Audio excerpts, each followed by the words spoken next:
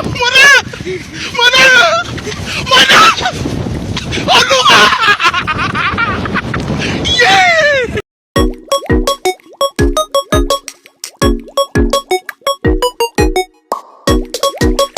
Pelengkung 3 sendi.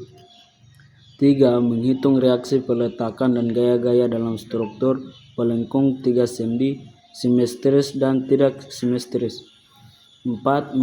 Menggambarkan diagram gaya-gaya dalam struktur pelengkung 3 sendi, simetris dan tidak simetris. Pendahuluan. Pada struktur balok lurus di atas dua buah tumpuan akan terjadi gaya dalam momen dan geser yang ditimbulkan oleh beban-beban yang bekerja pada balok tersebut. Sedangkan gaya dalam normal tidak terjadi. Jika bentang struktur semakin panjang, maka momen dan geser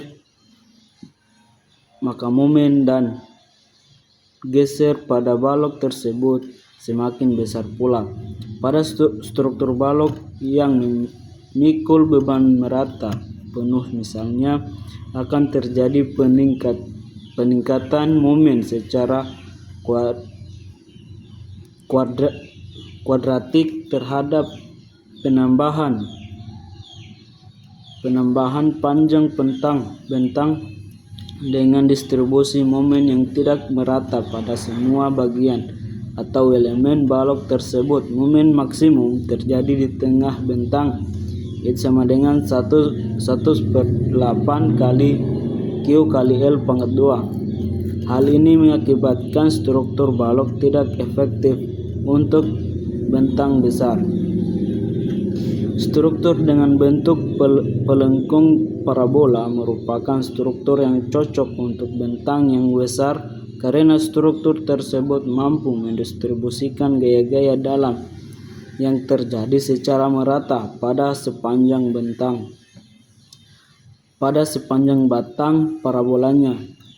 Berbeda dengan balok gaya dalam yang dominan yang terjadi pada struktur pelengkung adalah gaya dalam normal tekan.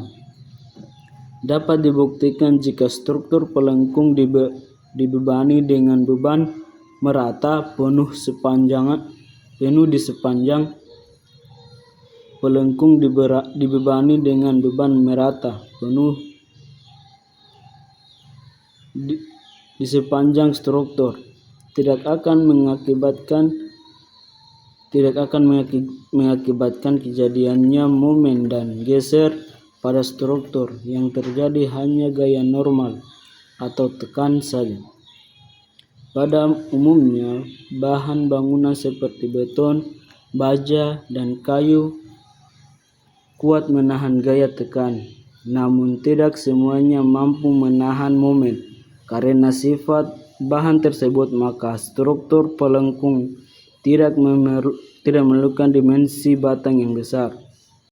Struktur pelengkung yang dimaksud di atas haruslah mempunyai peletakan atau tumpuan yang mampu menghalangi terjadinya transiasi atau pergeseran ke semua arah atau vertikal maupun horizontal. Oleh karena itu, kedua tumpuan tersebut paling tidak haruslah berupa peletakan sendi yang masing-masing menghasilkan dua komponen, yaitu reaksi vertikal dan reaksi horizontal. Seperti gambar di atas,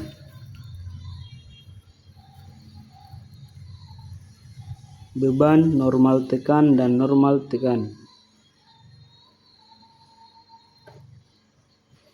Struktur pelengkung gambar di atas mempunyai 4 komponen reaksi peletakan, sehingga struktur tersebut merupakan struktur statis tidak tertentu tingkat 1.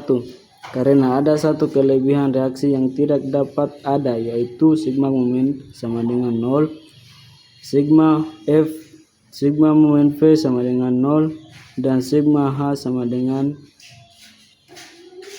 0. Untuk merubahnya menjadikan struktur statis tertentu perlu ditambahkan sendi atau pin pada pelengkung sehingga diperoleh bersamaan tambahan yaitu momen E sama dengan 0. Biasanya sendi atau pin tersebut ditempatkan pada puncak pelengkung sehingga jika ditambahkan dengan 2 sendi tumpuan ada total 3 buah sendi pada struktur pelengkung. Struktur yang demikian disebut pelengkung 3 sendi.